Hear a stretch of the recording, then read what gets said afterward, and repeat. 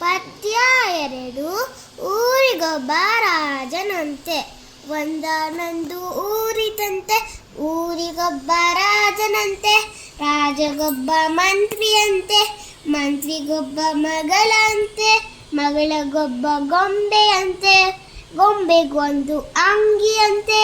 ಅಂಗಿಗೊಂದು ಗುಂಡಿಯಂತೆ, ಗುಂಡಿ ಕಿತ್ತು ಹೋಯ್ತಂತೆ. ದರ್ಜಿಯನ್ನು ಕರೆಯುವುದಂತೆ, ದರ್ಜಿ ಬಂದು ನೋಡಿದಂತೆ.